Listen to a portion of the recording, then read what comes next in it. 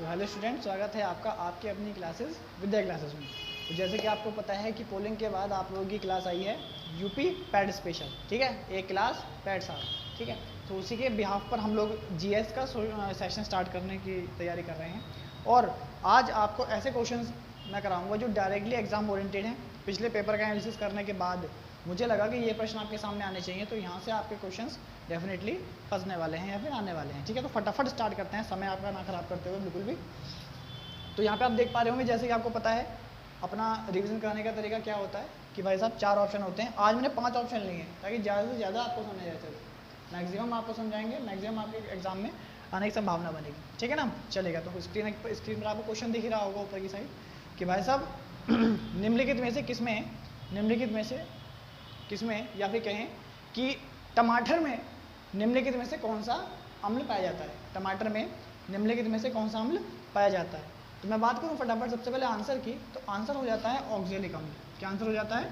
Oxalic अम्ल आपका टमाटर में पाया जाता है, ठीक है। अब फटाफट इन 4 क्वेश्चन का पोस्टमार्टम करते हैं और जो क्वेश्चन बन सकते हैं फटाफट वो भी रिवाइज कर लेंगे, ठीक है ना। चलेगा, तो मैलिक अम्ल की अगर बात करें मेरे भाई, तो मैलिक अम्ल कहाँ पाया जाता है? मैलिक अम्ल हमारा सेब में पाया जाता है। किसमें पाया जाता है? सेब में मैलिक अम्ल पाया जाता है, ठीक है ना। क्लियर है बात? चलेगा, आगे चलते हैं। टार्टेरिक अम्ल कहाँ में मिलता है? तो टार्टेरिक अम्ल आपका मिलता है इमली में। किसमें मिलता है? इमली में आपका टार्टेरिक अम्ल मिल जाएगा, ठीक है ना। चलेगा, ऑक्जेलिक अम्ल आपको पता लग गया किसमें मिलता है? आपका टमाटर में मिलता है। और ऑक्जेलिक अम्ल का फॉर्मूला अगर पूछ ले आपसे तो आपको ध्यान रखना है कि इसमें COOH पड़ा होता है। क्या पड़ा होता है? COOH पड़ा होता है, ठीक है। और H और लग जाए एक साथ में तो ये बन जाएगा ऑक्जेलिक अम्ल बन जाता है, ठीक है जी। नॉर्मल बात ध्यान रखनी है आपको कि इसमें COOH आपको मिलने वाला है। वैसे तो पूछेगा नहीं क्योंकि पैड लेवल प्राइमरी लेवल का एग्जाम होता है, ठीक है ना। एस्कॉर्बिक अम्ल की बात करें तो एस्कॉर्बिक अम्ल आपको किस में मिलेगा? पहली बात तो ये विटामिन सी का रासायनिक नाम होता है। विटामिन सी जो होता है, विटामिन सी, अरे एक सेकंड रुकिएगा, विटामिन सी जो होता है उसमें क्या मिलने वाला है आपको? नाउ एक्चुअली क्लास के चक्कर में भूल ही गया कि हमें लाइट नहीं जलाई क्षमा चाहूँगा, ठीक है ना। तो मैलिक अम्ल कहाँ मिलेगा? सेब में मिलेगा। टार्टरिक अम्ल कहाँ मिलेगा? इमली में मिलेगा। ऑक्जेलिक अम्ल कहाँ मिलेगा आपको? टमाटर में मिलेगा। और COOH का फॉर्मूला होता है, फॉर्मूला पूछेगा नहीं फिर भी बता रहा हूँ। एस्कॉर्बिक अम्ल विटामिन सी का रासायनिक नाम होता है, एस्कॉर्बिक अम्ल। और विटामिन सी कहाँ पर मिलता है? विटामिन सी सभी खट्टे फलों या सभी खट्टे पदार्थों में लिखेगा, सभी खट्टे पदार्थों में मिल जाता है। कौन? Vitamin C. विटामिन सी का सबसे अच्छा स्रोत कौन सा होता है आपका? आंवला होता है। क्या होता है जी? विटामिन सी का सबसे अच्छा सोर्स क्या होता है? आंवला होता है।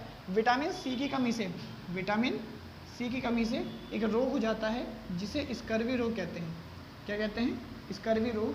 इसका एक अन्य नाम होता है नाविक रोग। क्या होता है अन्य नाम इसका? एक नाविक रोग इसका अन्य नाम होता है, ठीक है। और इस रोग में मसूड़ों से खून आता है, मसूड़ों से खून आता है। क्या आता है जी? मसूड़ों से खून आता है, ठीक है। एक वर्ड आपके सामने यहाँ पर आ गया है, कौन? खून, ठीक है। खून की बात करें तो खून मतलब क्या होता है आपका? रक्त होता है। रक्त की बात करें तो रक्त का पीएच मान, रक्त का पीएच मान 7.4 होता है, जो कि फिक्स होता है, जो कि क्या होता है? फिक्स होता है, ठीक है। जितने भी अम्ल होते हैं उनका पीएच मान क्या होता है? 7 से कम होता है। क्या होता है जी? 7 से कम होता है। यानी हम कह सकते हैं कि अम्लों का पीएच मान, जितने भी अम्ल होते हैं अम्लों का जो पीएच मान होता है, पीएच मान जो होता है वो क्या होता है? लेस देन 7 होता है। और जितने भी क्षार होते हैं इनका पीएच मान क्या होता है? ग्रेटर देन 7 होता है। यानी कि जो 7.4 है वो 7 से बड़ा है। इसका मतलब रक्त कैसा हुआ? एक हल्का क्षारीय द्रव होता है, ठीक है ना। आई होप कि आपको समझ में आ रहा होगा। अब आप देख रहे होंगे 7 से कम हो गया, ये 7 से ज़्यादा हो गया, परंतु 7 वाले को क्या कहेंगे? तो 7 वाले को क्या कहेंगे भैया? 7 वाला होता है उदासीन, ना अम्ल होता है और ना ही क्षार होता है। कैसा होता है? उदासीन। और उदासीन मतलब कि पीएच मान कितना हो गया? 7 हो गया। 7 पीएच मान किसका होता है? जल का होता है पीएच मान 7, ठीक है ना। आशा करता हूँ ये बात आपको समझ में आई होगी। और थोड़ी बात कर लेते हैं अभी किसके बारे में? रक्त के बारे में।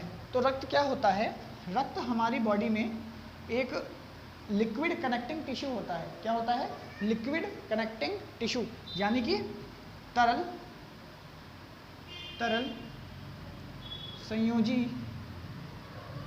संयोजी ऊतक होता है, ठीक है जी। और रक्त में एक पिगमेंट मिलता है, एक वर्णक मिलता है जिसे हीमोग्लोबिन कहते हैं। क्या कहते हैं, हीमोग्लोबिन कहा जाता है। क्या कहा जाता है जी, हीमोग्लोबिन कहा जाता है। हीमोग्लोबिन क्या करता है, हीमोग्लोबिन के कारण ही रक्त लाल रंग का दिखाई देता है। रक्त आपका लाल रंग का दिखाई देता है, किसके कारण, हीमोग्लोबिन के कारण, ठीक है ना। आशा करता हूँ आपको समझ में आया होगा और आपको दिख भी रहा होगा, है ना। रक्त लाल रंग का दिखता है। तो क्या हीमोग्लोबिन केवल रक्त को लाल करने का काम करता है, जी नहीं। हीमोग्लोबिन इसके साथ साथ ऑक्सीजन का प्रवाह भी कराता है, ऑक्सीजन का प्रवाह कराता है। किसके साथ मिलकर, आरबीसी के साथ मिलकर। किसके साथ मिलकर भाई, आरबीसी के साथ मिलकर, ठीक है जी। आरबीसी क्या होती है, आरबीसी होती है रेड ब्लड कार्पियस्कल्स, लाल रक्त कणिकाएं, ठीक है ना। आरबीसी क्वेश्चन बनने की संभावना हो सकती है। तो आरबीसी क्या करती हैं, आपके हीमोग्लोबिन के साथ वर्क करती हैं, आपकी बॉडी में घूमती हैं। आरबीसी की अगर कमी हो जाए या ब्लड की कमी हो जाए, आरबीसी में दिक्कत आ जाए या आरबीसी का आकार अनिश्चित हो जाए, एनीमित हो जाए, तो एनीमिया रोग हो सकता है। कौन सा रोग हो सकता है, एनीमिया रोग हो सकता है। एनीमिया में ब्लड की कमी हो जाती है बहुत ज़्यादा, ठीक है ना। ये क्वेश्चन हो गया आपके किससे, रक्त से। क्वेश्चन बहुत सारे हैं करने के लिए, लेकिन जो एग्जाम ओरिएंटेड हैं वही मैं आपके सामने रखने का प्रयास कर रहा हूँ, ठीक है ना। तो ये सारी कहानी किससे निकल कर आई, आपकी एस्कॉर्बिक अम्ल के एक क्वेश्चन से निकल के आ जाती है। अब आता है कौन, लैक्टिक अम्ल। लैक्टिक अम्ल की बात करें, लैक्टिक अम्ल की बात करें तो लैक्टिक अम्ल क्या होता है। लैक्टिक अम्ल आपका कहाँ मिलता है, सबसे पहले ये पता होना चाहिए। लैक्टिक अम्ल आपका दूध में मिलता है। किसमें मिलता है जी, लैक्टिक अम्ल दूध में मिलता है, ठीक है ना। दूध को दही जमने के लिए, दूध से दही बनने के लिए एक जीवाणु या बैक्टीरिया की आवश्यकता होती है, इसे कहते हैं लैक्टोबैसिलस। क्या कहते हैं, लैक्टोबैसिलस। लैक्टोबैसिलस कहा जाता है किसको, जो दूध से क्या बना दे, दही बना दे। ऐसे जीवाणु को लैक्टोबैसिलस कहा जाता है। अब दही कैसी होती है, खट्टी होती है, इसका मतलब दही क्या होगा, दही का pH मान 7 से कम होगा। इस प्रकार के क्वेश्चन भी आपको ध्यान में रखने हैं, ठीक है। दूध की बात करें तो दूध को पचाने के लिए हमारे पेट में एक एंजाइम होता है, ठीक है, उसको हम रेनिन एंजाइम कहते हैं। क्या कहते हैं जी, रेनिन एंजाइम कहा जाता है। रेनिन एंजाइम कहा जाता है। ये दूध में उपस्थित कैसीन को कैसिनोजन में ब्रेक करता है ना। आपने देखा होगा छोटे बच्चे दूध गिरा देते हैं, उनके मुंह से दूध निकल जाता है, वो जो फटाफटा दूध होता है वो क्या होता है, आपका कैसिनोजन होता है, ठीक है ना। आई होप कि आपको समझ में आया होगा। तो ये एक क्वेश्चन, उसके 5 ऑप्शन और उससे धमाधम मैंने आपके सामने बहुत सारे क्वेश्चन रखने का प्रयास किया है, ठीक है ना। चलेगा, अगला क्वेश्चन स्क्रीन पर लगाते हैं। हाँ जी, तो अगला क्वेश्चन आपके सामने है कि विज्ञान दिवस किस तारीख को मनाया जाता है ना। क्वेश्चन ऐसे लिए गए हैं जो आपके एग्जाम से रिलेट भी करें और एग्जाम में फायदा भी पहुंचाएं, है ना। चलेगा, तो बात करते हैं कि भाई साहब आपका क्या विज्ञान दिवस कब मनाते हैं। तो विज्ञान दिवस हम लोग 28 फरवरी को मनाते हैं। फरवरी का अंतिम दिन 28 फरवरी को विज्ञान दिवस मनाया जाता है, ठीक है ना। चलेगा, अब बात करें अन्य दिवसों की तो 16 सितंबर को कौन सा दिवस मनाते हैं, ओजोन दिवस। कौन सा दिवस, ओजोन दिवस। भाई क्यों मनाते हैं, क्योंकि 16 सितंबर 1987 को पहली बार ओजोन दिवस मनाया गया, ठीक है साहब। क्यों मनाया गया, क्योंकि मॉन्ट्रियल प्रोटोकॉल हुआ था। क्या हुआ था, मॉन्ट्रियल प्रोटोकॉल हुआ था। मॉन्ट्रियल प्रोटोकॉल के बारे में मैंने इन्वायरमेंट का एक टॉपिक लिया है ना, वो आप जाकर देखें, है ना। पैट और सीटैट के लिए है वो, उसमें आपको सारा ये मिल जाएगा कि इसमें क्या क्या बातें हैं। दोबारा बताऊंगा, दोबारा समय खराब होगा आपका भी और मेरा भी। बात करते हैं किसका, 5 अक्टूबर का। तो 5 अक्टूबर को कौन सा दिवस मनाते हैं, तो 5 अक्टूबर को राष्ट्रीय डॉल्फिन दिवस, राष्ट्रीय डॉल्फिन दिवस मनाया जाता है। राष्ट्रीय डॉल्फिन दिवस, अरे डॉल्फिन लिख दिया, क्या हो रहा है। राष्ट्रीय डॉल्फिन दिवस मनाया जाता है कब, आपका 5 अक्टूबर को। डॉल्फिन क्या होती है, डॉल्फिन हमारा उत्तर प्रदेश है ना, इसकी जो राष्ट्रीय मछली है वो कौन है, डॉल्फिन है। हम देश की भी कह सकते हैं, डॉल्फिन है, और कौन से वाले डॉल्फिन? गंगेटिक डॉल्फिन इसको कहा गया है कि गंगा में ही आपकी ज़्यादातर मिलती है, ठीक है ना। तो डॉल्फिन दिवस कब मनाते हैं आप? 5 अक्टूबर को मनाते हैं, ठीक है साहब, चलेगा। डॉल्फिन के संरक्षण के लिए, ठीक है, डॉल्फिन के संरक्षण के लिए एक केंद्र स्थापित किया गया है। डॉल्फिन के संरक्षण के लिए एक केंद्र स्थापित किया गया है, वो कहाँ पर किया गया है? तो बात करें तो पटना बिहार में क्या किया गया है? डॉल्फिन संरक्षण केंद्र स्थापित किया गया है, ये आपको पता होना चाहिए। अगला ऑप्शन क्या आता है आपका? अगला ऑप्शन आता है आपका 29 अगस्त। 29 अगस्त को अगर आप ध्यान दें तो 29 अगस्त को खेल दिवस के रूप में मनाया जाता है, और अभी हाल ही में पीछे ही बीता है 29 अगस्त, और मेजर ध्यानचंद जी का, मेजर ध्यानचंद जी का हैप्पी बर्थडे होता है इस दिन, है ना। मेजर ध्यानचंद्र को हॉकी का जादूगर कहा जाता था, है ना। माना जाता है कि इनकी खेलने की जो क्षमताएं थी वो इतनी बढ़िया स्किल्स थी कि इनकी हॉकी से बॉल एक प्रकार से चिपक जाया करती थी, है ना। अब एक बार उनकी हॉकी को तोड़कर देखा गया कि क्या कोई मैग्नेट तो नहीं लगी हुई हॉकी में, है ना। तो भैया इन बेवकूफ़ों को कौन बताया कि पत्थर कभी मैग्नेट पर चिपकता ही नहीं, है ना। खैर छोड़िएगा। तो मेजर ध्यानचंद्र का बर्थडे मनाते हैं कब आप? 29 अगस्त को। हाल ही में राजीव गांधी खेल रत्न पुरस्कार हुआ करते थे, उसका नाम बदलकर क्या कर दिया गया है? मेजर ध्यानचंद्र पुरस्कार कर दिया गया है। क्योंकि यूपी का एग्जाम है तो आपसे क्वेश्चन पूछ सकता है कि मेजर ध्यानचंद्र यूनिवर्सिटी कहाँ पर बनने जा रही है? मेजर ध्यानचंद्र यूनिवर्सिटी कहाँ बनने जा रही है? तो हमारे बिजनौर के पास ही एक जगह है मेरठ। क्या है जी? मेरठ। मेरठ में क्या बनने वाली है? मेजर ध्यानचंद यूनिवर्सिटी बनने वाली है। इसके अलावा मेरठ में विश्व का पहला पशु स्मारक बनने वाला है। इसके अलावा मेरठ बहुत इंपॉर्टेंट है क्योंकि 1857 की क्रांति जो स्टार्ट हुई थी मंगल पांडे जी के द्वारा, उसका नेतृत्व मंगल पांडे ने कहाँ से किया था? मेरठ से ही किया था सन 1857 में। लखनऊ से किसने किया था? बेगम हजरत महल जी ने लखनऊ से किया था। ये दोनों पॉइंट बहुत ज़्यादा इंपॉर्टेंट है क्योंकि बहुत एक प्रकार से अगर ये वाला काम हो गया होता तो हम लोग बहुत जल्दी क्या हो गए होते? आज़ाद हो गए होते, स्वतंत्र हो गए होते। खैर छोड़िएगा, वो कहानी अलग हो जाती है, ठीक है ना। तो 29 अगस्त किसके लिए हो जाता है? मेजर ध्यानचंद जी के लिए हो जाता है, ठीक है। मुझे 29 से एक बात और याद आ रही है कि भाई साहब टाइगर डे कब मनाया जाता है? टाइगर डे कब मनाया जाता है? क्योंकि टाइगर और चीतों का मामला चलेगा ना भाई, चलो वो देख लेंगे। तो टाइगर डे कब मनाते हैं ये आप लोग मुझे कमेंट बॉक्स में बता देना अगर आपका इच्छा करे तो, ठीक है। अगला क्वेश्चन आता है कि आपका अगला पॉइंट आता है 31 अक्टूबर। 31 अक्टूबर, तो 31 अक्टूबर को हम लोग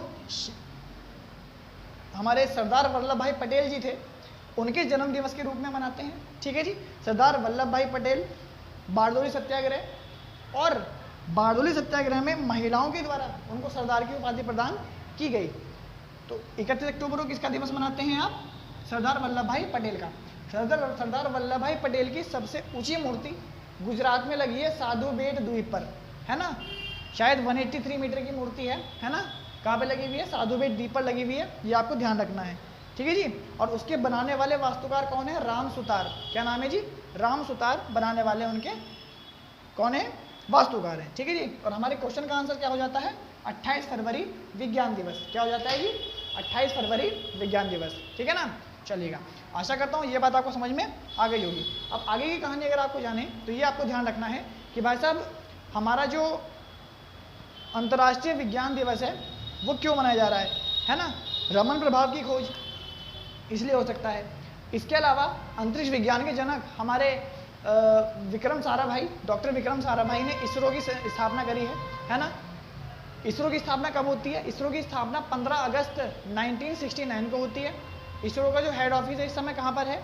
इसरो का हेड ऑफिस आपका बेंगलोर में है। और इस समय उसके अध्यक्ष कौन है? एस सोमनाथ हैं। कौन है? एस सोमनाथ हैं। इसरो हमेशा कुछ ना कुछ करता रहता है। तो एक बहुत इंपॉर्टेंट हमारे पास एक टॉपिक है या फिर एक मिशन है जिसका नाम है निसार। क्या नाम है? निसार। क्या नाम है जी? निसार। इसका नाम है निसार। नासा प्लस इसरो ने मिलकर एक स्पेस मिशन स्टार्ट किया है। इसको क्या कहते हैं आप? नासा कहते हैं। क्या कहते हैं जी? नासा कहते हैं। आशा करता हूँ ये कहानी आपको समझ में आई होगी। देखिए एक क्वेश्चन से बहुत सारे क्वेश्चन बनाने का मैं प्रयास कर रहा हूँ, ठीक है ना। चलेगा, आशा करता हूँ आपको भी कोऑपरेटिव रहेंगे थोड़ा सा, तो हमें भी अच्छा लगेगा, ठीक है। आगे चलते हैं। इसके अलावा बात करें किसकी? अगले क्वेश्चन की। तो अगले क्वेश्चन की अगर बात करें तो क्वेश्चन नंबर 3 आपके सामने आता है कि निम्नलिखित में से कर्क रेखा किस राज्य से होकर नहीं गुजरती है या कहाँ से होकर नहीं गुजरती है। तो भैया पहले आंसर की बात कर लें। आंसर हो गया आपका कौन? म्यांमार, क्योंकि म्यांमार तो कोई राज्य ही नहीं है ना, म्यांमार तो कोई राज्य ही नहीं है जहाँ से कर्क रेखा निकल जाए, ठीक है ना। तो कर्क रेखा कहाँ कहाँ से निकलती है भाई? गुजरात से निकलती है, हाँ जी। राजस्थान से निकलती है, हाँ जी। एमपी से निकलती है, हाँ जी। छत्तीसगढ़ से निकलती है, हाँ जी। म्यांमार से नहीं निकलती है, ठीक है ना। आशा करता हूँ ये बात समझ में आपको आई होगी। चलिए भाई, अब जब गुजरात आ गया है तो गुजरात की बात कर ले। मैंने अभी भी आपको बताया था कि जो सरदार वल्लभ भाई पटेल हैं इनकी मूर्ति लगी हुई है कहाँ पर? गुजरात में साधु बेल द्वीप पर, ठीक है ना। एक बात हो जाती है। इसी के साथ ही आपको ध्यान रखना है कि भाई साहब गुजरात में राष्ट्रीय खेलों का भी क्या हुआ है अब की बार, मतलब राष्ट्रीय खेल कहाँ हो रहे हैं? गुजरात में हो रहे हैं। और इसका जो मैस्कॉट है वो सावज है ना। इसका मैस्कॉट कौन है? सावज है, ठीक है ना। ये आपको ध्यान में रखना है। गुजरात की बात करें तो गुजरात में आपका, गुजरात को क्या कहते हैं ये आपको ध्यान रखना है। गुजरात में आपका सबसे पहले तो क्या कहें, गिर राष्ट्रीय उद्यान, ब्लैकबक राष्ट्रीय उद्यान, ये सब आपको कहाँ मिल जाएंगे? गुजरात में मिल जाएंगे, ठीक है ना। और गुजरात की सीमा किससे लगती है?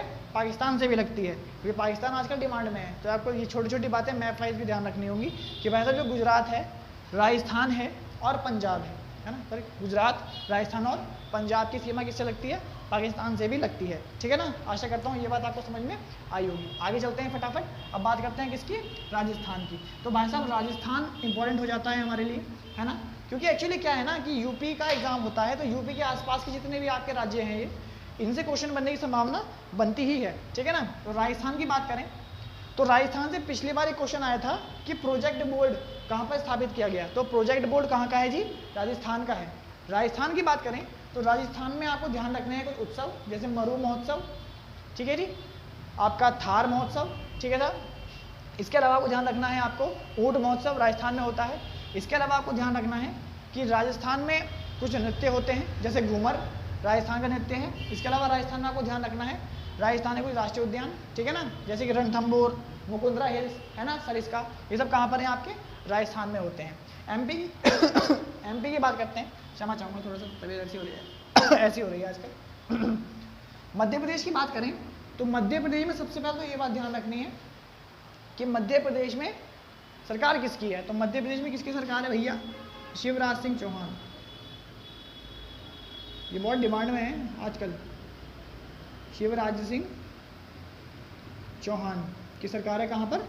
एमपी में, मध्य प्रदेश में, ठीक है ना। चलेगा। मध्य प्रदेश में हाल ही में क्या लाए गए?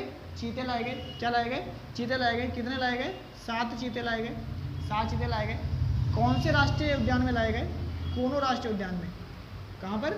कूनो राष्ट्रीय उद्यान में क्या लाए गए? चीते लाए गए, ठीक है ना। कहाँ से लाए गए? नामीबिया से लाए गए। कहाँ से लाए गए भैया? नामीबिया से। नामीबिया कहाँ है आपका? साउथ अफ्रीका में है। कहाँ पर है जी? साउथ अफ्रीका में है। साउथ अफ्रीका की बात कर लें तो साउथ अफ्रीका में घास के मैदान को क्या कहते हैं? साउथ अफ्रीका में घास के मैदानों को क्या कहते हैं? वेल्ड्स। क्या कहते हैं जी? वेल्ड्स कहा जाता है, ठीक है। अब घास के मैदान आ गए तो चलिए एक दो घास के मैदान ही पढ़ लेते हैं। तो वेल्ड्स घास के मैदान कहाँ पर है? साउथ अफ्रीका में, ठीक है जी। पंपास घास के मैदान कहाँ पर है? अर्जेंटीना में, ठीक है ना। चलेगा। आगे बात करते हैं। इसके अलावा डाउन्स घास के मैदान कहाँ पर है? ऑस्ट्रेलिया में है, ठीक है ना। ये बातें कुछ हैं जो आपको क्या रखनी होती हैं? ध्यान रखनी होती है। जैसे जैसे दिमाग में आता है मैं आपको फटाफट बताता रहता हूँ, ठीक है ना। तो ये आपके क्वेश्चन कितने सारे बन गए? इन 3 क्वेश्चन से बन गए, ठीक है ना। अब अगली स्लाइड पर चलते हैं अगले क्वेश्चन के साथ और फिर टैकल करते हैं क्वेश्चन को। चलिए भाई आगे की बात करते हैं, ठीक है। आपके सामने और 3 क्वेश्चन आ गए हैं, इसका मतलब फिर से धमाधम होने वाला है, ठीक है। चलिए पहला क्वेश्चन लगाइए सर। तो पहला क्वेश्चन आपके सामने है कि रेलवे द्वारा निम्नलिखित में से कौन सी प्रणाली रेल की टक्करों या ट्रेनों की टक्करों को रोकने के लिए उपयोग में लाई गई है, ठीक है ना।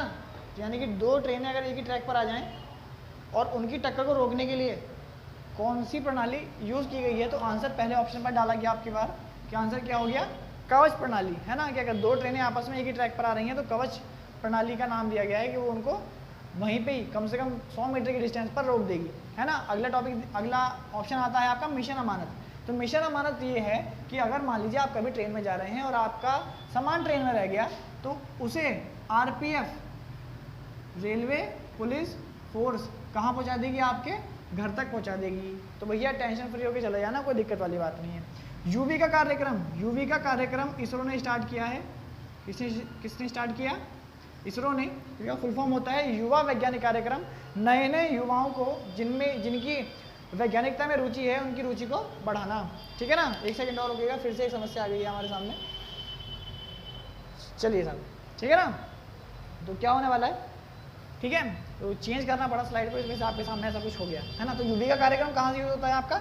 इसरो से यूज होता है यूवी का कार्यक्रम। जीवा की बात करें तो जीवा कार्यक्रम नाबार्ड के द्वारा, NABARD, नाबार्ड के द्वारा स्टार्ट किया गया जीवा कार्यक्रम। National bank for rural development इसका फुल फॉर्म होता है।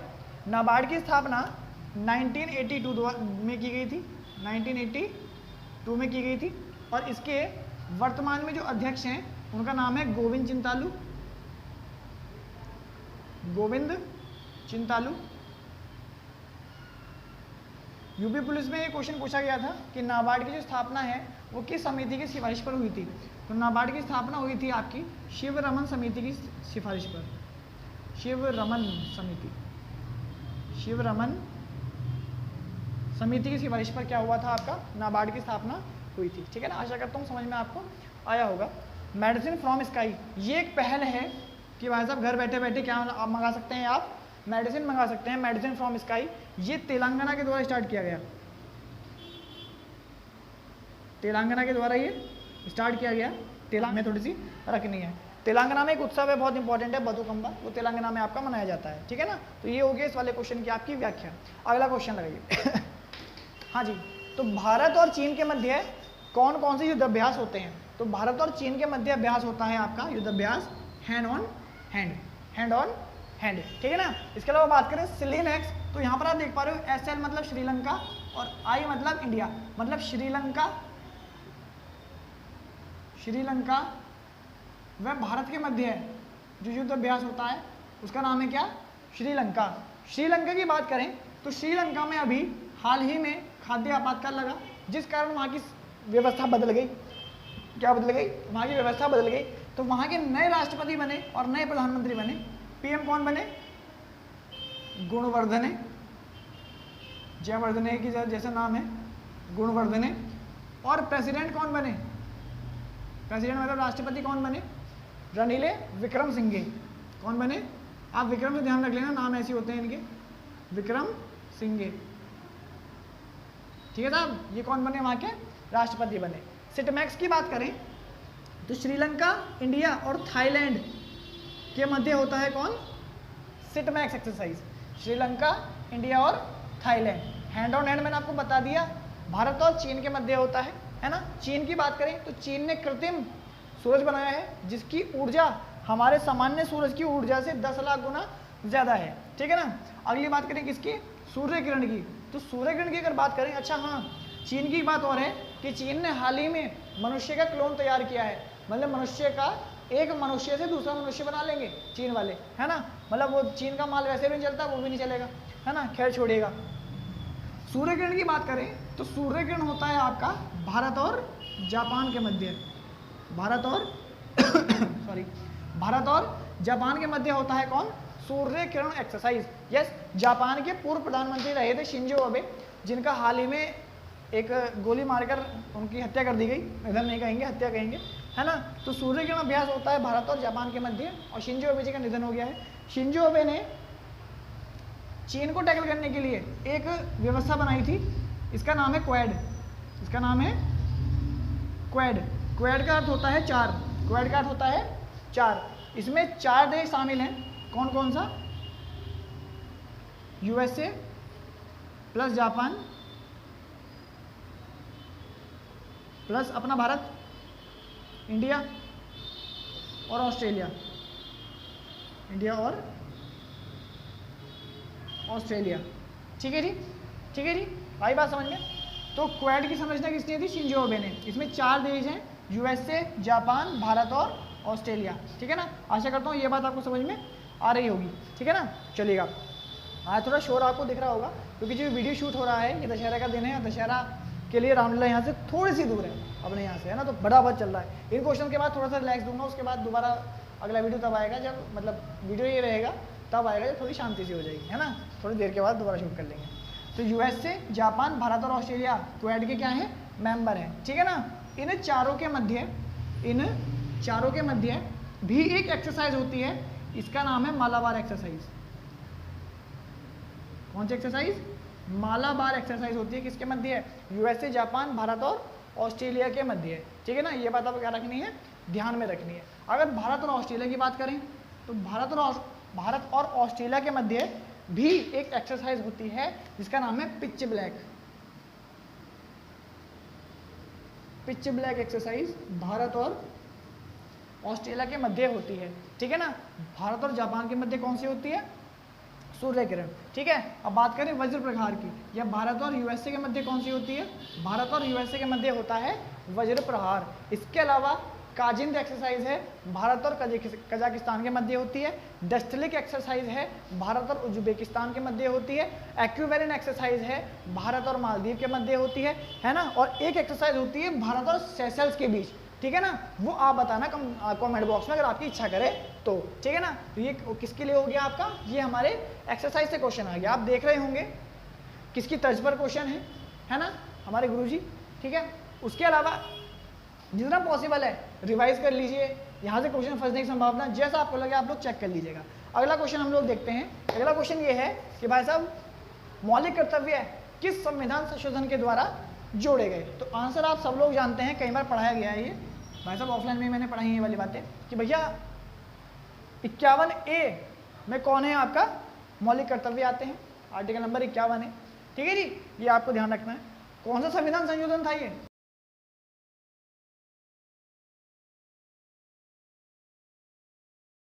संविधान संशोधन की बात करें 42वें की, तो इसे लघु संविधान भी कहते हैं। क्या कहते हैं? लघु संविधान इसको कहा जाता है, लघु संविधान इसको कहा जाता है। ठीक है ना, 86वें संविधान संशोधन की बात करें तो 86वें संविधान संशोधन के द्वारा आर्टिकल नंबर 21A जोड़ा गया, आर्टिकल नंबर 21A जोड़ा गया जो कि शिक्षा संबंधी है। किस संबंधी है? शिक्षा संबंधी है। ठीक है जी, शिक्षा संबंधित। ठीक है जी, 101 में बहुत इंपॉर्टेंट है आपका, 101वां संविधान संशोधन करके जीएसटी को जोड़ा गया। किसको जोड़ा गया? जीएसटी को, गुड्स एंड सर्विस टैक्स। किसकी सिफारिश पर आई है? विजय केलकर समिति की सिफारिश। थोड़ी सी स्ट्रीमिंग रुक गई थी, उसके लिए क्षमा चाहूंगा, चलेगा। हाँ जी, तो 101वां संविधान संशोधन तो हुआ, वो किसके लिए हुआ आपका संविधान संशोधन? जीएसटी के लिए होता है ना। जीएसटी को जो जोड़ा गया संविधान में वो 101वें संविधान संशोधन में जोड़ा गया। और किस समिति के सिफारिश पर जोड़ा गया? तो विजय केलकर समिति, विजय केलकर समिति, विजय केलकर समिति की सिफारिश पर जोड़ा गया आपके जीएसटी को। और जीएसटी अपने आप में पूरा एक आपका क्या है, पूरा टॉपिक है पैट में, है ना, चलेगा। और जीएसटी कैसा टैक्स है? जीएसटी समवर्ती सूची पर टैक्स है। कैसा है? अप्रत्यक्ष कर है, समवर्ती सूची पर लगता है। ठीक है ना। 101 की बात करें तो 101वां संविधान संशोधन के द्वारा आपका जो एंग्लो इंडियन है, एंग्लो इंडियन जो है आपके, उनका जो आरक्षण है उसे नष्ट किया गया। एंग्लो इंडियन का जो आरक्षण है उसे समाप्त किया गया। किसके द्वारा? 101वें संविधान संशोधन के द्वारा। ठीक है ना, ये थे आपके क्वेश्चन के इंपॉर्टेंट पार्ट्स। अब अगली स्लाइड में चलते हैं अगले नए क्वेश्चन के साथ। ठीक है ना, चलेगा। हाँ जी साहब, तो अगला क्वेश्चन हम स्टार्ट करते हैं फिर फटाफट अगले क्वेश्चन से। तो क्वेश्चन आपके सामने आपको दिख रहा होगा कि निम्नलिखित में से, एक सेकंड रुकिएगा, गले में समस्या लगातार बढ़ती जा रही है जैसा लग रहा है। हाँ जी, चलेगा। तो निम्नलिखित में से कहाँ सर्वाधिक जैव विविधता पाई जाती है? क्वेश्चन आपका हो गया निम्नलिखित में से किसमें सर्वाधिक जैव विविधता पाई जाती है? तो क्या फूलों की घाटी में, क्या शांत घाटी में, क्या ट्यूलिप गार्डन में, और क्या रामगंगा राष्ट्रीय उद्यान में। ठीक है, तो आंसर हमारा हो जाता है यहाँ पर क्या कि भाई साहब शांत घाटी में, साइलेंट वैली में क्या पाई जाती है, सबसे अधिक जैव विविधता पाई जाती है। ठीक है ना। शांत घाटी कहाँ पर है, शांत घाटी आपकी केरल में है। कहाँ पर है साहब, शांत घाटी आपकी केरल में है। आ रही बात समझ में। ठीक है साहब, शांत घाटी कहाँ पर है आपकी, केरल में है। चलेगा। केरल की बात करें तो केरल के जो प्रधान आपके मुख्यमंत्री हैं वो हैं पिनरई विजयन। पिनरई विजयन यहाँ पर क्या है आपके प्रधानमंत्री हो जाते हैं। ठीक है ना। केरल के बारे में ध्यान रखिएगा कि केरल का जो तट है, यूपी पैट के लिए इंपॉर्टेंट हो जाता है, केरल का जो तट है उसे कोरोमंडल तट कहा जाता है।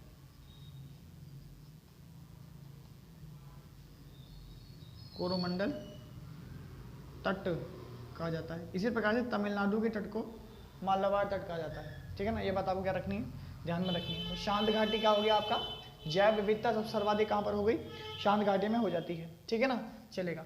इसके अलावा बात करते हैं फूलों की घाटी कहाँ पर है। तो फूलों की घाटी आपको ध्यान रखना है उत्तराखंड में है।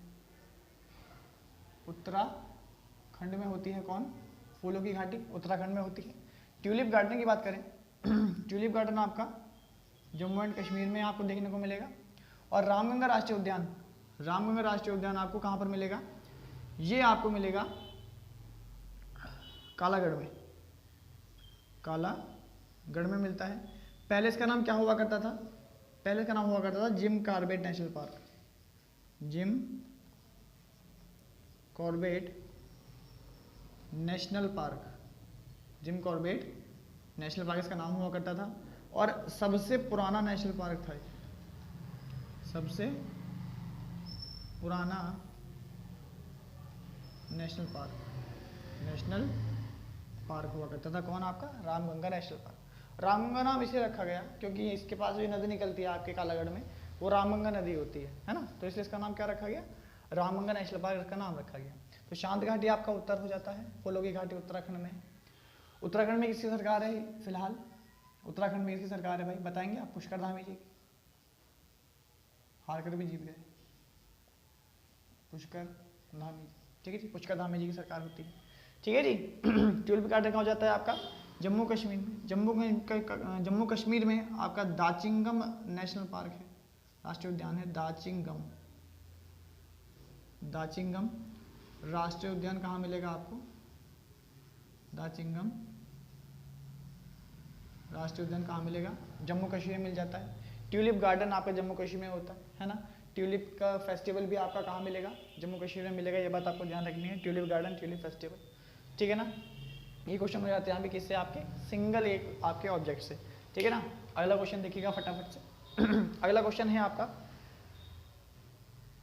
कि एलपीजी में जो गंध आती है, एलपीजी में जो गंध आती है वो निम्नलिखित में से किसके कारण आती है। एलपीजी आप समझते होंगे, घरों में जो यूज होती है आपकी नॉर्मल गैस, उसमें जो गंध आती है वो निम्नलिखित में से किस में से आती है। तो उसका आंसर हो जाता है आपका, फटाफट लिख देंगे, मरकेप्टॉन।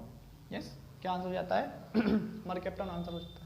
इसके अलावा आपको ध्यान रखना है मीथेन के बारे में, one of the most important gas जो आपको ध्यान रखनी है। मीथेन का फॉर्मूला ध्यान रखना है सबसे पहले। तो मीथेन का फॉर्मूला होता है CH4।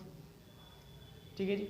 अभी ग्रुप डी में पूछ लिया गया कि CH4 में कितने बॉन्ड होते हैं, तो CH4 में 4 एकल बंध होते हैं, 4 एकल सहसंयोजी बंध होते हैं।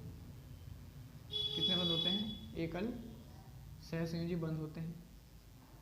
ठीक है जी। सहसंयोजी बंधों की बात करें तो सहसंयोजी बंध 3 प्रकार के होते हैं, एकल बंध, द्विबंध और त्रिबंध। ठीक है जी। इनमें एकल बंध की बंध लंबाई सबसे अधिक होती है और त्रिबंध की बंध लंबाई सबसे कम होती है।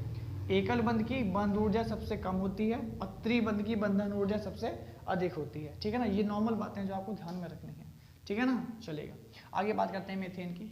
तो मीथेन जो है आपका CNG कंप्रेस्ड नेचुरल गैस का मुख्य घटक कौन है, मीथेन गैस होता है। CNG एक प्राकृतिक गैस होती है, तो मीथेन भी एक प्रकार से हमारी प्राकृतिक गैस हो जाती है। ठीक है ना। इसके अलावा बात करें तो मीथेन का प्रयोग बायोगैस में बहुत इंपॉर्टेंट है। बायोगैस का घटक कौन है, आपका मीथेन गैस है, बायोगैस। ठीक है जी। बायोगैस किससे बनती है, बायोगैस आपका गोबर और जल का मिश्रण होता है। गोबर प्लस जल का मिश्रण होता है बायोगैस। ठीक है ना। इस क्लास से आपको बहुत ज़्यादा इंपॉर्टेंस मिलने वाली है। आप ये ना समझें केवल पैट के लिए, आगे के लिए भी। एक मुझे हाल ही में पता चला, हमारे कुछ टीचर्स हैं, है ना, वो मुझे कह रहे थे कि अभी तो बालक है, उसे कहाँ पढ़ाना आता है। अब उनके लिए क्या कहें। वैसे हमारे टीचर हैं, कुछ कहना भी ठीक नहीं है, पर फिर भी 2 लाइन तो कहने को बनती है। वैसी बात सामने आ रही है तो, कि आप जिनके साथ आपने पढ़ाया है, जिनके जो आपको इतना रेस्पेक्ट किया करते हैं, उनके लिए आप ऐसी बात कहो तो बड़ा बुरा लगता है। फिर भी सर 2 लाइन आपके लिए जरूर कहूँगा कि कागज़ का टुकड़ा ही तो हूँ, क्या औकात है मेरी। कागज़ का टुकड़ा ही तो हूँ, क्या औकात है मेरी, लेकिन पूरे शहर को जलाने के लिए मैं अकेले ही काफ़ी हूँ। ठीक है ना। चलिएगा आगे की बात करते हैं। तो मीथेन क्या हो गया आपका, सीएनजी में मिलता है, बायोगैस में मिल जाता है, गोबर और जल में मिल जाता है। ठीक है ना। CH4 आपका एग्जाम्पल, इसका फॉर्मूला हो जाता है 4 एकल सहसंयोजक इसमें आपको मिल जाते हैं। ठीक है ना। मीथेन के बारे में और बात करें तो मीथेन जो होता है आपका इसका प्रयोग या फिर ये कहाँ कहाँ से निकलती है, तो आपको ध्यान रखना है, नॉर्मल बात है कि मीथेन आपकी कोयले की खदानों में मिल जाएगी, है ना, आपकी जो दलदली भूमि होती है वहाँ मिल जाएगी, है ना, आपको धान के खेत में मिल जाएगी मीथेन। ठीक है ना। ये गैस मीथेन गैस होती है।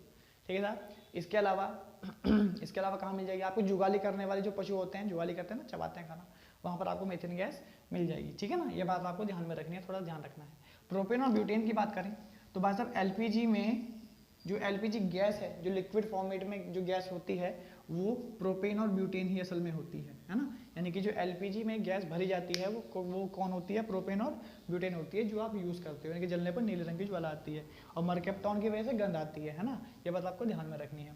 मीथेन से बहुत सारे क्वेश्चन बन सकते हैं फटाफट, है ना। जैसा आपको पता हो, आपको मैंने जो पर्यावरण का टॉपिक कई बार लिया है, मैंने उसमें आपको बताया है कि ग्रीन हाउस इफेक्ट होता है, हरित ग्रह प्रभाव होती है। हरित ग्रह प्रभाव में एक गैस कौन सी आती है, मीथेन भी आती है। इसके अलावा कौन कौन सी गैसेज आती हैं हरित ग्रह प्रभाव में, तो कार्बन डाइऑक्साइड आती है ना, जलवाष्प आती है, CFC आती है, क्लोरोफ्लोरोकार्बन, है ना। मैंने केमिस्ट्री क्लास ली थी ग्रुप डी के लिए उसमें मैंने सारा समझाया था। ये आप लोग जाके देख सकते हो, लिंक मैं डाल दूंगा डिस्क्रिप्शन में, है ना। तो ये सब आपको कहाँ मिल जाने वाली है, यहाँ मिल जाने वाली है।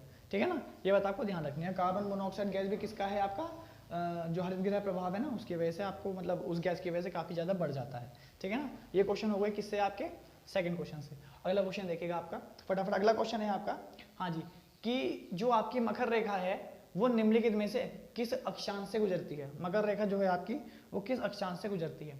मकर रेखा आपको पता होगा क्या ना, कि 3 रेखाएं आपकी होती हैं, भूमध्य रेखा, उसके ऊपर कर्क रेखा और नीचे मकर रेखा। आपको पता होगा कि ऊपरी तरफ क्या होता है, नॉर्थ होता है, नीचे तरफ क्या होता है, साउथ होता है। तो जो मकर रेखा होती है वो आपकी 23.5 डिग्री साउथ से क्या करती है, गुजर जाती है। 23.5 डिग्री नॉर्थ से कौन गुजरेगा, तो कर्क रेखा। कौन सी रेखा, कर्क रेखा 23.5 डिग्री नॉर्थ से गुजर जाएगी। कहाँ से गुजर जाएगी साहब, 23.5 डिग्री नॉर्थ से गुजर जाएगी। ठीक है जी। आशा करता हूँ ये बात आपको समझ में आ रही होगी। ठीक है ना। ईस्ट और वेस्ट का कोई नहीं है, ईस्ट और वेस्ट विद्या क्लासेस वेस्ट। चलिए छोड़िएगा। तो ये नॉर्थ हो गया और ये साउथ हो गया। आशा करता हूँ ये क्वेश्चन आपके समझ में आ गए होंगे। फटाफट आप नोट कर लीजिए, फिर हम लोग चलते हैं कहाँ पर, अपनी अगली स्लाइड पर।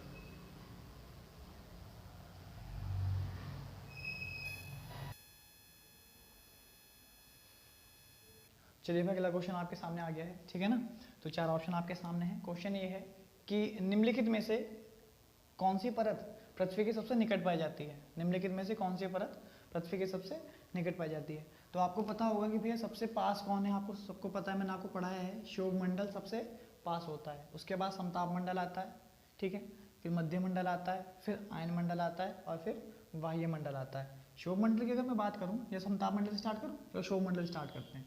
शोभ मंडल की अगर हम बात करें तो समस्त मौसम संबंधी घटनाएं, मौसम संबंधित घटनाएं, मौसम संबंधित जितनी भी घटनाएं हैं वो सब कहाँ पर होती हैं, शोभ मंडल में होती हैं, है ना। शोभ मंडल की अगर बात करें तो भाई साहब जितने भी बादल बनते हैं, जितने भी गैसें जाकर ठहरती हैं, वो सारी कहाँ पर जाकर ठहरती हैं, शोभ मंडल में जाकर ठहरती हैं। ठीक है ना। चलेगा।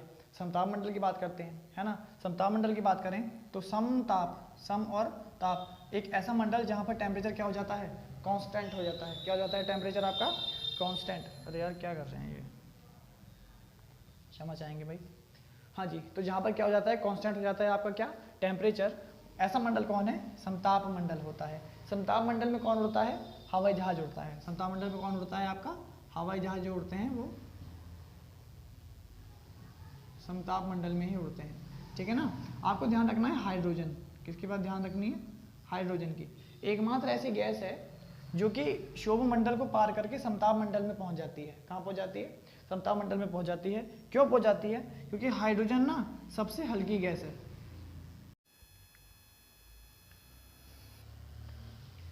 पता नहीं क्या हो रहा है, स्टेज में रुकी जा रही है बार बार, ठीक है ना। खैर छोड़िएगा, स्टार्ट करते हैं दोबारा। हाँ, तो हाइड्रोजन के बारे में आपको बता रहा था, हाइड्रोजन सबसे हल्की गैस है, इसलिए वो समताप मंडल में पहुंच जाती है शोभ मंडल को पार करके, ठीक है ना। खैर छोड़िए, थोड़ा बहुत तो चलता रहता है, ठीक है ना। चलेगा, अगले क्वेश्चन पर चलते हैं भाई साहब। अगला क्वेश्चन क्या कहता है आपका, अगला क्वेश्चन ये कहता है कि अम्ल वर्षा के लिए निम्नलिखित में से कौन उत्तरदायी है। तो अम्ल वर्षा के लिए आपको ध्यान रखना है, अरे अम्ल में डाल दूंगा, चला जाए यहाँ से, अच्छा ये पसंद कर रहा है, ठीक है साहब। तो अम्ल वर्षा के लिए कौन उत्तरदायी होता है, तो आपको ध्यान रखना है आंसर सल्फ्यूरिक अम्ल उत्तरदायी होता है। वैसे अम्ल वर्षा के लिए सल्फ्यूरिक अम्ल और नाइट्रिक अम्ल दोनों उत्तरदायी हैं, है ना। यहाँ पर ऑप्शन कुछ और था, मैंने नाइट्रिक अम्ल डाल दिया क्योंकि मुझे और चीजें भी समझानी है। तो आपको या तो सल्फ्यूरिक अम्ल मिलेगा ऑप्शन में, या तो नाइट्रिक अम्ल, बल्कि इन दोनों में से अधिकता किसकी मिलने वाली है, सल्फ्यूरिक अम्ल की ही मिलने वाली है, ठीक है ना। चलेगा, तो सल्फ्यूरिक अम्ल किसके लिए हो गया आपका, अम्ल वर्षा के लिए हो गया। अब अम्ल वर्षा में क्या क्या होता है, तो आपको ध्यान रखना है कि जो अम्ल वर्षा होती है, जो अम्ल वर्षा होती है आपकी, अम्ल वर्षा में आपका H2SO4 यहाँ लिख देते हैं, H2SO4 plus HNO3 nitric acid, ये दोनों आपको कहाँ पर मिलेंगे, अम्ल वर्षा में मिलते हैं। ऊपर जाकर ये आपस में रिएक्शन कर लेते हैं इन गैसेस के कारण, ये जो गैसेस ऊपर चली गई थी, है ना। चलेगा, क्वेश्चन आपसे ये पूछ सकता है आपसे कि अम्ल वर्षा में कौन कौन से घटक उत्तरदायी हैं। तो आपको ध्यान रखना है सल्फेट और नाइट्रेट, ये दो घटक आपके अम्ल वर्षा के लिए उत्तरदायी होते हैं, ठीक है ना। चलेगा, इसके अलावा आपको ध्यान रखना है कि यहाँ पे लिखा है HCl, क्या लिखा है, HCl हाइड्रोक्लोरिक अम्ल, HCl और HNO3 नाइट्रिक अम्ल, ये आपस में क्रिया करके क्या बनाते हैं, ये बनाते हैं एक्वा रेजिया। क्या बनाते हैं जी, एक्वा रेजिया बनाते हैं। क्या बनाते हैं, एक्वा रेजिया। इसको हिंदी में अम्लराज कहते हैं, अम्लराज इसको कहा जाता है। अम्लराज क्या होता है, अम्लराज सोने की पॉलिश उतारने के लिए, सोने को साफ करने के लिए, या कहें तो सोने को परमानेंटली साफ करने के लिए आवश्यक होता है, सोनार लोग इसका यूज करते हैं, है ना। चलेगा, तो H2SO4 और HNO3 को मिलाया तो क्या मिलेगा आपको, अम्ल वर्षा मिलेगी। भाई घुमा रहे हो, क्या कर रहे हो, ठीक है, अम्ल वर्षा मिलेगी। और अगर HCl और HNO3 आपने मिलाया तो आपको क्या मिलेगा, एक्वा रेजिया अम्लराज आपको मिलने वाला है, ठीक है ना। चलेगा, इसके अलावा बात करते हैं किसकी, एसिटिक अम्ल की। एसिटिक अम्ल की अगर मैं बात करूं तो एसिटिक अम्ल को आप लोग सिरका भी कहते हो, क्या कहते हो, सिरका भी कहते हो, ठीक है। और अंग्रेजी में इसको आप विनेगर भी कहते हैं, ठीक है ना। ये बात आपको क्या रखनी है, ध्यान में रखनी, नॉर्मल क्वेश्चन से पूछ सकता है ना। एसिटिक अम्ल हो गया, नाइट्रिक अम्ल मैंने आपको बता दिया है ना। इसका फॉर्मूला ध्यान रखिएगा एसिटिक अम्ल का, CH3COH, हाइड्रोक्लोरिक HCl, सल्फ्यूरिक अम्ल H2SO4, नाइट्रिक अम्ल HNO3 होता है। हाइड्रोक्लोरिक अम्ल की बात करें तो इसका pH वैल्यू सबसे कम होता है, pH वैल्यू सबसे कम, pH वैल्यू सबसे कम होती है। HCl की बात करें तो हमारे आमाशय में, हमारे पेट में आमाशय में मिलता है, सॉरी क्या बोल रहा हूँ मैं, क्या हो रहा है मुझे, हमारे पेट में क्या होता है, HCl भी मिलता है, ठीक है जी। तो जो HCl होता है वो आपके भोजन के पाचन के लिए बहुत सहायक होता है।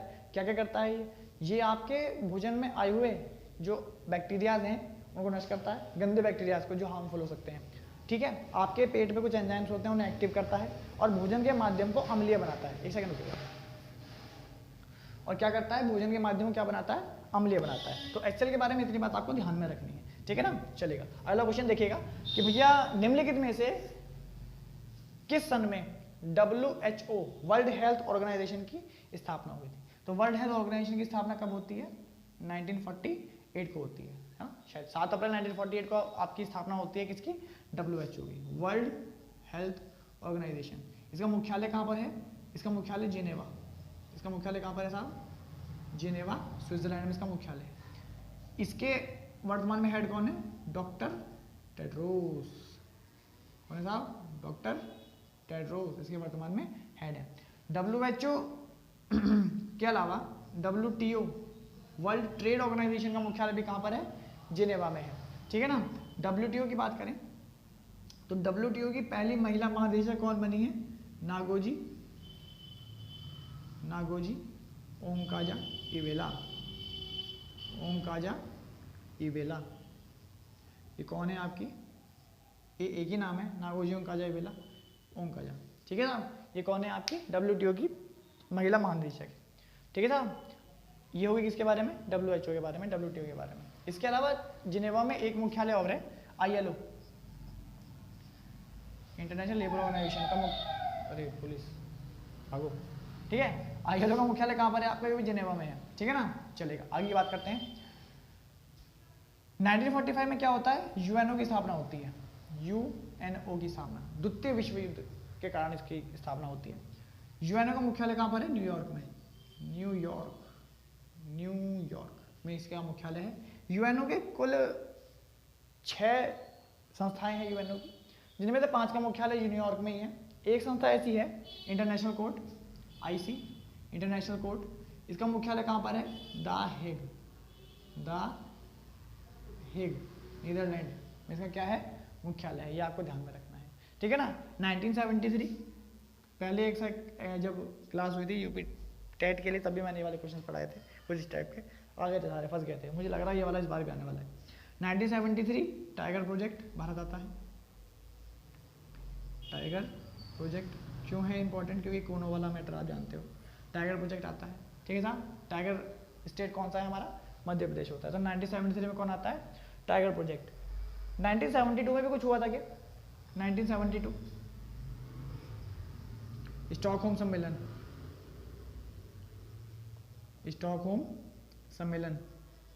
1972 में होता है। ठीक है, इसी के द्वारा स्टार्ट होता है COP कॉन्फ्रेंस ऑफ पार्टीज। ठीक है ना। ये आपके पर्यावरण संरक्षण के लिए बहुत आवश्यक है COP, है ना। आपको ध्यान रखना है। COP 26 अभी हाल ही में हुआ है, 26 ग्लासगो में। कहाँ पर? ग्लासगो में हुआ है। ठीक है साहब। और COP 27 कहाँ पर होगा? COP 27 भी ध्यान रखना भाई। COP 27 मिस्र में होने वाला है। कहाँ पर? मिस्र, इजिप्ट में होने वाला है COP 27। मिस्र की बात करें यार, मिस्र आ गया, मजा आ गया। मिस्र की बात करें तो मिस्र इजिप्ट से एक बहुत बड़ी नदी निकलती है, उसका नाम क्या है? नील नदी। क्या नाम है? नील नदी। नील नदी का वरदान किसे कहते हैं? इस मिस्र को ही कहते हैं। पूरे विश्व की सबसे बड़ी नदी कौन सी है? नील नदी है ना। अगर एशिया की बात करें तो एशिया में सबसे बड़ी नदी कौन सी है? एशिया में सबसे बड़ी नदी है यांगटीसी कियांग, है ना। यांगटीसी कह सकते हो आप शॉर्ट में। चीन की नदी है यांगटीसियांग, वो एशिया की सबसे बड़ी नदी है। और हमारे भारत की सबसे बड़ी नदी कौन सी है? हमारे भारत की सबसे बड़ी नदी है गंगा माता। गंगा हमारे भारत की सबसे बड़ी नदी है। ठीक है ना। आशा करता हूँ ये बात आपको समझ में आ रही होगी। चलेगा, तो ये क्वेश्चन थे आपके इस वाले के, मतलब इस वाले स्लाइड के। अगली स्लाइड पर चलते हैं, फटाफट क्वेश्चन को समाप्त करते हैं। हाँ जी साहब, अगला क्वेश्चन आपके सामने ये आ गया कि भाई साहब निम्नलिखित 4 ऑप्शन आपके सामने है कि निम्नलिखित में से तिब्बत की सांगपो नदी भारत में किस नाम से जानी जाती है? तो आप सबको पता है यार, सांगपो नदी ना भारत में ब्रह्मपुत्र को कहते हैं, है ना। मतलब तिब्बत में ब्रह्मपुत्र को सांगपो नदी कहते हैं, ऐसा मान सकते हो, है ना। हमारी नदी कौन सी है? गंगा, सिंधु, यमुना। चलेगा, गंगा और सिंधु की बात करें तो गंगा और यमुना का जो संगम होता है वो कहाँ पर होता है? प्रयागराज में होता है। कहाँ पर होता है साहब? प्रयागराज में होता है। पहली बात। गंगा का उद्गम स्थल कौन सा है? गंगोत्री। गंगोत्री ग्लेशियर से उद्गम होता है किनका? गंगा का। ठीक है ना। सिंधु की बात करें तो सिंधु की एक बहुत इंपॉर्टेंट नदी है, सहायक नदी से कहते हैं चिनाब, रावी, सतलज, ये सब किसकी नदी हैं? आपकी सिंधु की सहायक नदियाँ हैं। चिनाब की बात करें तो चिनाब पे सबसे ऊंचा रेलवे पुल बन रहा है। कहाँ पर? चिनाब नदी पर सबसे ऊंचा रेलवे पुल कहाँ पर? जम्मू कश्मीर में। कहाँ पर? जम्मू एंड कश्मीर में। जम्मू कश्मीर के बारे में मैंने भी आपको बताया। चिनाब पे कुछ परियोजना चलती हैं, जैसे सलाल परियोजना, चमेरा परियोजना, बगलिहार, दुलहस्ती, ये आपको ध्यान रखना है। कहाँ पर चलते हैं आपकी परियोजनाएं? चिनाब नदी पर चलती हैं। ठीक है ना। इसके अलावा सिंधु घाटी की एक बहुत इंपॉर्टेंट सहायक नदी आती है चिनाब, रावी आती है, सतलुज आती है। सतलुज नदी पर भाखड़ा नागल बांध, है ना, ये आपको कहाँ पर मिल जाएगा? सतलुज नदी पर मिल जाता है। यमुना जो है यमुना के किनारे कौन सा शहर है? तो आपको ध्यान रखना है आगरा, यमुना के किनारे है। आगरा का ताजमहल, तेजो महल से कह सकते हैं आप, है ना, आगरा हो गया, यमुना का आगरा हो जाता है। और यमुना के किनारे एक यूटी भी है, दिल्ली, यूटी यूनियन टेरिटरी, कौन? दिल्ली भी कहाँ पर है आपका? यमुना के किनारे है। दिल्ली को सबसे प्रदूषित राजधानी का दर्जा मिला है, सबसे प्रदूषित राजधानी का दर्जा मिला है। और हाल ही में मैं आपको बताना चाहूँगा, जो हमारे बिजनौर से लोग हैं भाई साहब, बड़ी शुभकामनाएं उन लोगों के लिए, कि बिजनौर को गंगा किनारे स्थित 1 लाख से कम आबादी वाले क्षेत्रों में सबसे स्वच्छ शहर का दर्जा हमारे बिजनौर को मिला है, जो हमारे लिए बहुत ही गर्व का विषय है, गौरव का विषय है। और 1 लाख से ऊपर आबादी वालों में, 1 लाख से ऊपर आबादी वाले शहरों में हरिद्वार को पहला स्थान मिला है, जो कि गंगा के किनारे स्थित है। और सबसे पहला स्थान 6ठी बार लगातार मिला है इंदौर को, मध्य प्रदेश का इंदौर सबसे स्वच्छ शहर आपका बना है, सबसे स्वच्छ राज्य बना है मध्य प्रदेश, ठीक है ना। ये हाल ही करंट अफेयर्स है इस सप्ताह की जो मैंने आपको सुनाई है, ठीक है ना। ये क्वेश्चन किससे हो गए आपके? नॉर्मली किससे हो जाते हैं? इस क्वेश्चन से हो जाते हैं, ठीक है ना। चलिए अगले क्वेश्चन पर चलते हैं भाई। हाँ जी, अगला क्वेश्चन क्या कहता है? अगला क्वेश्चन ये कहता है कि भाई साहब, जो घरेलू वायरिंग होती है, घरेलू वायरिंग में जो अर्थ वायर होता है, अर्थ वाला तार होता है, वो किस रंग का होता है? तो बच्चे को पता है यार कि हरे रंग का तार होता है। किस रंग का होता है? हरे रंग का। आपने देखा होगा 3 तार होते हैं, एक लाल होता है, लाल वाले को गर्म तार कहते हैं। गर्म का मतलब छोके मत देख लियो कभी, गर्म सोचो, है ना, मतलब उसमें करंट बहता है, डायरेक्ट करंट आता है वहाँ से, मतलब सप्लाई से डायरेक्ट करंट आता है, वैसे करंट एसी होता है ना। दूसरा होता है काला तार, काला तार इलेक्ट्रॉन को वापस ले आने के लिए। और हरा वाला तार किसके लिए होता है? हरा वाला तार होता है अर्थिंग वायर, है ना। सब में नहीं होता, केवल कुछ बड़े अप्लायंस के लिए होता है अर्थिंग वायर, ठीक है ना। यह बात आपको ध्यान में रखनी है, ठीक है। तो हरा हो गया, इसमें और कुछ नहीं बनने वाला। सफेद तार किसका होता है? डिश टीवी सफेद तार होता है, ठीक है ना, सोचने वाली बात है। अगला क्वेश्चन, शरीर में रक्त को जमने से रोकने के लिए कौन सा एंजाइम उपयोगी है? तो शरीर में रक्त को जमने से रोकने के लिए आपको पता है हिपेरिन एंजाइम क्या होता है? उपयोगी होता है, ठीक है ना। ये शरीर के अंदर जो आपका रक्त घूम रहा है बिना जमे, वो हिपेरिन के कारण घूम रहा है। एक बात हो जाती है। हीमोग्लोबिन मैं आपको बता चुका हूँ हीमोग्लोबिन क्या है, ठीक है ना। हीमोग्लोबिन दोबारा नहीं बताऊंगा, पीछे अभी बताया। सुक्रेज की बात करें तो सुक्रेज एक प्रकार का क्या है? एंजाइम है, ठीक है साहब। ये छोटी आंत में मिलता है और सुक्रोज का पाचन करता है। किसका पाचन करता है साहब? सुक्रोज का पाचन करता है, C12 H22 O11, ठीक है जी। इसे आप शर्करा भी कह सकते हो, शर्करा है नहीं, ठीक है ना। शर्करा का पाचन करता है, इससे ग्लूकोज बनता है, ग्लूकोज और लैक्टोज इससे बनता है, गैलेक्टोज आपका इससे बनेगा। सभी ऑप्शन है पहली बार डाला केवल आपको समझाने के लिए, ठीक है ना। आशा करता हूँ ये सवाल आपको समझ में आया होगा।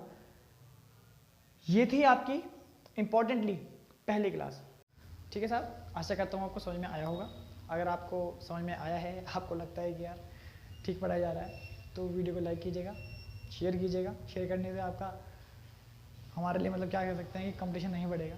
और अगर पहली बार आप चैनल पर आए हैं तो सब्सक्राइब कर लीजिएगा, ठीक है ना। और अगर आपको लगता है ये ठीक है, मज़ा आया है, यहाँ से क्वेश्चन आ सकते हैं, तो आप कमेंट बॉक्स में बताइएगा क्लास कैसी लगी। अगर आप मुझे लगा अच्छा का फीडबैक आया तो मैं हो सकता है कि 13 तारीख को एक क्लास और लेके आऊँगा, एग्ज़ाम ओरिएंटेड और बढ़िया इससे भी लेवल, ठीक है ना। एक अच्छा लेवल और लेकर आएंगे, ठीक है ना। ये तो पैड लेवल का था, पैड के लिए ही लाएंगे और अच्छा बढ़िया इससे करने का प्रयास करेंगे, ठीक है ना। वीडियो ज़्यादा बड़ी जाती है, ज़्यादा लंबा नहीं ले आएंगे, ठीक है। तो भैया ध्यान रखिए अपना, खुश रहें, है ना, अपने माता पिता सम्मान करें। जय हिंद, वंदे मातरम, भारत माता की जय, और best of luck for the exams.